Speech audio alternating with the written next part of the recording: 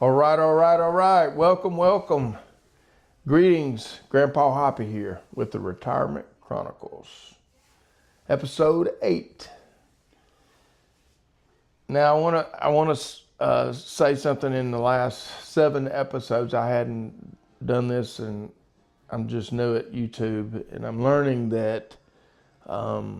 So, in order to get viewership and to get people that are subscribed to a channel, you have to tell the people, would you please subscribe? If you watch this video and you're into retirement subject matter, please subscribe, like, and make comment. And I realize that, look, I am no expert. I'm just out here wandering in the wilderness like most retirement people are. And my studies is about 60% are just wandering in the wilderness. I'm just sharing my experiences on YouTube. So, or other platforms that I share to through YouTube. So that's the platform I'm using. Please like and subscribe. So today's episode is going to be on retirement sidekicks. What is a sidekick, Hoppy? Grandpa Hoppy, tell me. I'm confused. So when growing up, I used to hear people talk about sidekicks, and that refers to a young person gravitates to an old person, and they just, everywhere they go, the young person is with the older person. They become a sidekick of that person. And so one sidekick person that I first really learned about as a not even middle-aged, young adult, was one that was called, his name was Atwell Scott. And we had left Jonesboro from working over there 4 years, moved back home, and we were going to my wife's home church called Mount Baptist. And there was this elderly man in his early 90s, I think, early 90s, maybe late 80s. His name was Atwell Scott. And we gravitated to Atwell Scott simply for the fact that my wife, who used to be Charlotte Greenwood, her mama was a McFarland. And Atwell Scott was the sidekick of Mr. McFarland. Mr. McFarland actually was way old, probably the same age as Atwell Scott was when we went to church with him. But he was his sidekick. Atwell Scott was Mr. McFarland's sidekick. Mr. McFarland fought in the Civil War. I remember making an audio of Atwell Scott would tell the story at Gettysburg. He told me physically he had heard the story at least 50 times from Mr. McFarland, to the point where he had every moment memorized. Mr. McFarland had got wounded at the Battle of Gettysburg, in the battlefield, by minie ball. And the minie ball hit his comb. What saved his life was that minie ball hit the comb, and it blew up that comb. The teeth of the comb went into his body. Years later, decades later, the story is he died from one of those teeth reaching his heart. Probably was 80 years old or older when it happened. So that was like probably 6 decades later, 5 or 6 decades later. So that Atwell Scott said he learned so much from Mr. McFarland. That's one sidekick. I was a sidekick. My next door neighbor was Mr. Mobley. He was a Mississippi Power and Light. He was actually over Mississippi Power and Light in North Mississippi. Their office was in Hernando, where they were our next door neighbors. I could tell many stories of my retired individuals that live on the hill, and my grandfather was one of them, but Mr. Mobley was the one I was closest to. When he retired, he actually started hunting for the very first time. His 2 sons had hunted, but he was always working, like many people do. They don't have time to do anything but work, to make a living for their family. He actually drove a truck for a guy named Milton Jones, who had a farm, and Milton Jones' daddy, who had a farm, and they had the Jones farm, and he hauled beans for him and other things in the harvest season to supplement his income. And the byproduct of that is Mr. Mobley had a place to go hunting. Well, I was his sidekick. I started out 7, 8 years old. Mr. Mobley retired, and then we would go hunting, and that lasted for 7 or 8 years till I got up to be about 16 or 17. I quit hunting with him, started hunting on my own, and like you do, you get your driver's license and you go off to the races.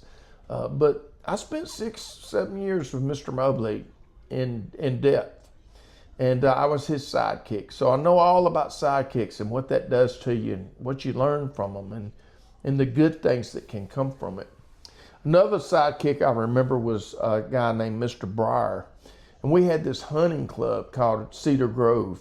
We actually later renamed the lake. It had a 50-acre lake. We renamed Cedar Grove Lake and we named it Briar Lake. Why did we do that? Why did we rename a lake that had been there for decades called Cedar Grove? It was a Corps engineer lake. Why did we rename it Briar Lake? And we actually had a big sign put up. We renamed it Briar Lake. Why did we do that? Because we witnessed Mr. Breyer sidekick his 2 grandchildren, and we were so impressed by it that man was so good as a mentor for his grandchildren. It had so much respect. We had so much respect for it that we named that lake after Mr. Breyer. And an example, as I had grandchildren, now I have a 3 and a 5-year-old grandchild, boy and girl, fixing to be 4 and 6. I wanted to be like Mr. Breyer. I thought he was the perfect example. And then on top of that, his grandchildren are his sidekicks. And I wanted to be like that for my 2 grandchildren. And I'm not so sure I'm the sidekick of my granddaughter. She loves me, but there's other people in her life I think she loves like she loves me as well. But my grandson, who's 3, Hoppy's very important. That word Hoppy happens at least 100 times a day. And so I'm trying to emulate what Mr. Breyer did, Briar Lake. So sidekicks can be very important. We need to understand as a retired person, you have the perfect opportunity to bring a legacy and move it to after we're gone.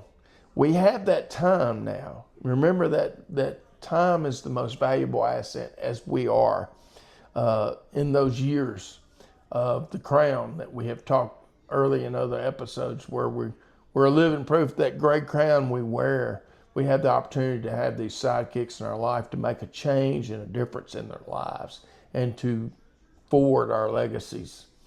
Being a good mentor and a sidekick is a really good opportunity to be a game changer for our future generations. So I'm going to end this farewell for today, and I'm just a regular person. I'm giving you just stories for the retirement life, of the retirement chronicles, I call it, from Grandpa Hoppy. But I'm just an everyday guy, and I like to share a few things I used to do by saying I'm a former team roper, I'm a former tennis boy, and I'm a former 4-H hog boy. And what's that mean? So the tennis boy, my mom, actually I was her sidekick for a couple years when she was an avid tennis player, and she would play before she would go to work at 8 o'clock. She had to be at work at 8, but she would be at the tennis court at 5:30 a.m. to break of dawn with her 4 or 5 lady friends. Guess who was the ball boy for all the double matches at 5:30 a.m.? Walter did that 2 or 3 years. So I was a former tennis boy, former 4-H hog boy. What is that? Hog boy. Well, our father had a feed mill and manufactured feed. So animals were our life. We're big supporters of 4-H. My brother, my little brother, he showed the horses. He got the cream. My sister, a little earlier, 8 years older than my brother, she had the cows. She had the meat, selling cattle feed. She showed cows, registered cows. I was the middle child. I had the middle. I had the hogs, so I was a 4-H hog boy. In that, farewell for today, because he lives, the Retirement Chronicles.